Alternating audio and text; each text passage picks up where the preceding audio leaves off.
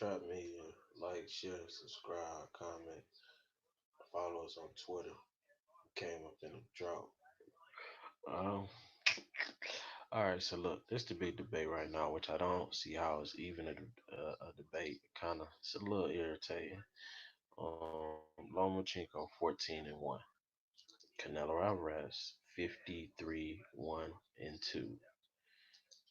What are we even talking about, bro? Like, people keep trying to like they try to make all of these excuses for the. They try to make all these excuses for Salido. Like, bro, We seen an article just came out. He turned down Golden Boy because for one, he wanted the Salido fight, his first fight. But he turned down Golden Boy because they couldn't get it within the first two fights and Top Rank could. So this is a fight that he wanted. He was very aware of Salido's style. Salido had already fought 41 times and he had been whooped 12 times. So this wasn't a world beater. This was an average fighter who had been whooped 12 times. And he didn't, he, with all of the things they give him praise for, then they'll try to make excuses and contradict what you're saying because you're saying most decorated amateur, two-time gold medalist. There isn't a style he hasn't seen, the pedigree, this, and that. So you should have no problem against a average fighter. That's like we're not mad if Shaq gets schooled by Elijah Wan, but if Shaq goes and gets schooled by a average NBA center, then it's like, man, I thought, so w- this he gets no pass for losing to Salido, who had lost 12 times, and then they be like, well, Canelo went and got outclassed by Floyd. Yeah, but Floyd is arguably the best to ever do it.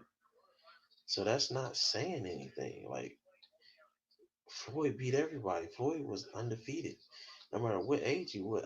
That was the best Floyd I've ever seen against Canelo. So yeah, you can say that, but I think everybody would rather have a loss to Floyd over a loss to old Salido who had lost 12 times than a well seasoned Floyd Mayweather. Like that's not a big knock. Now he did totally get outclassed, but if we're comparing the two, like everybody would rather have lost to Floyd because it's like, oh, you lost to Floyd. Everybody lost to Floyd. Mr. 50-0, like the TBE. That's not a knock. But then when we look at last opponents, with Lomachenko, I didn't have him winning the Pedraza fight. I don't know what people was watching. I didn't have him winning the Pedraza fight. He struggled against Campbell. Corolla was a scrub, 34, 6-3. They was acting like he did something with that fight when he stopped him.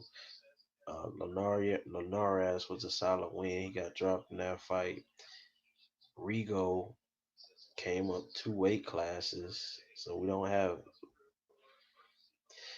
Mariaga. He came up, I think, a couple weight classes. I want to say, yeah, he came up a weight class or two. So Jason Sosa, well, like it, I like the most impressive win to me was the Gary Russell win, be the 24-0 Gary Russell. I'm not gonna really pick apart a resume. Loma's solid. I like his footwork a lot. I think he has arguably the best footwork. We're at the lower classes because he hasn't really been moving at 135. I expect him to get knocked out against Tiafimo, but as is, it's just no comparison. So we got Canelo started his career at 140 and well, his last fight was at 175. So what are we talking about? His last fight was at light heavyweight against Kovalev, who is Andre Ward's best opponent. They were calling Andre Ward pound for pound king for pretty much the best name is Kovalev. And I had Kovalev winning the first fight, and he was handling Ward the second fight until what I thought was an early stoppage, and Canelo looked much better. Yes, Kovalev had been knocked out and stuff like that, but it didn't take away from his skill. Even that fight, Kovalev was getting the best of dude. Dude just caught him. Um, Daniel Jacobs. I had Jacobs beating Triple G, and well, it was kind of a good fight. Like Canelo was clearly in control, but some of those rounds you could get to Jacobs, but Canelo got that win. That's a Jacobs is one of the top in boxing, and so he gets that at what they fought at middleweight. Yeah, I think they fought at middleweight for the WBC. So that's going back. Then that's 160. Fought Rocky Fielding at 168. Got a regular WBA title. That's not Fielding is a scrub, but he still went up and did. I'm not really giving credit for Fielding, but it's still him. He's showing his ability to jump 160, 168, 175.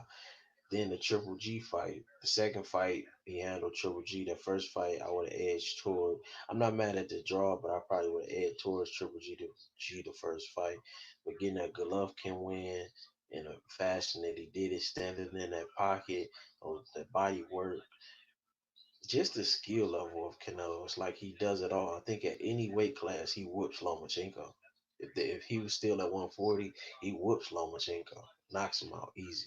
And if Loma was as good as you say, all these people be like, oh, Loma this and that, the pedigree, the gold medals. Let him move up to 140. Oh, no, no, he needs to go back down.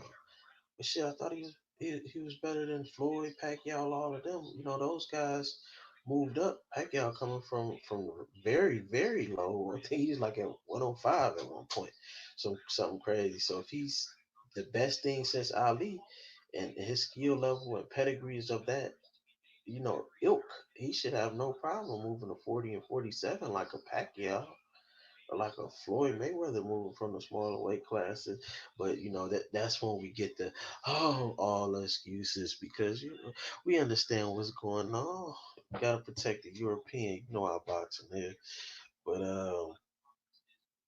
Julio, where we at? Where we at? Where we at? Okay, yeah, he beat Chavez Jr. That's not really nothing, but he moved up and wait for that.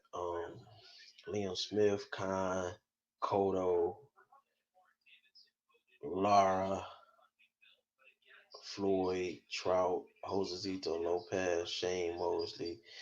I mean, Canelo just has a solid resume, and he's shown his ability to carry his skill at higher weight classes. And the weight jump that he's made is far will be far more than Loma just jumping to 140 and 47 or even equivalent. But they say he can't even do that. So I'm seeing Canelo pick up 30 plus pounds and still be dominant from starting at 140. So I don't understand how is this a question. He started his career at 140 and he just won at 175. So what are we talking about? What are we really talking about? There's hate because of the meat situation, but since then he's been in a clean boxing program.